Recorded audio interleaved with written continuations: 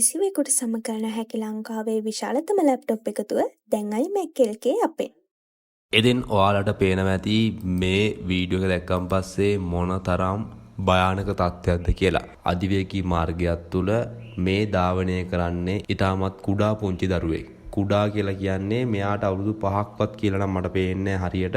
වාහන නම් පදින්න පුළුවන් බවක් පේනවා. ඉතින් ඔටෝ ගියර් හින්දා අනික වැගන්ආර් වාහනේ තරම් අපහසුයක් නැති හින්දා ජීවිත කීයක් නැති වෙන්න පුළුවන්ද මේ පොඩි දරුවාගේ තප්පරයකින් මිස් වෙලා ගියොත් ජීවිත කීයක් නැති වෙන්න පුළුවන්. ජීවිත අරේ මැරුණා මෙහෙ මැරුණා මේකේ හැප්පුණා අරගේ හැප්පුණා කියලා කියන්නේ ඔන්න වගේ දේවල් හින්දානේ. නැද්ද? නැත්තම් එයාගේ දෙමාපියෝ පස්සේ ඉන්නවද?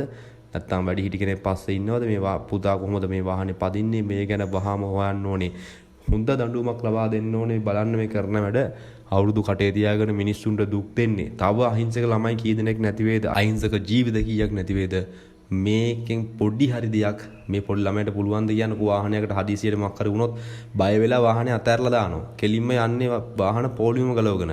අනික මේ අවුරුදු ඉඳන් නෑගම් ගිහිලා මිනිස්සු ගොඩක් පාරවල් වල ඉන්නවා. ඉතින් මේවා බලන්න බැරි නා. මේවා විශේෂයෙන්ම කැමරා වලට චෙක් කරන්න ඕන. හොඳේ. මේකේ වේගෙන් එක වාහනයක් නෙමෙයි හැප්පෙන්නේ. හැප්පුණොත් මුළු පළාතම හැප්පිලා යනවා. ජීවිත කීයක් විනාශ වෙයිද කියලා හිතන්න. අනික කොච්චර ට්‍රැෆික් කීයක් මතුවේද මේ අවුරුදු දවස්වල. ඉතින් ඔබටත් මේක සිදෙන අදහස පහදින් දක්වන්න අමතක කරන්න එපා. ලැප්ටොප් පරිගණක MacBook මිලදී ගැනීම සඳහා අමතන්න 076 22 77 880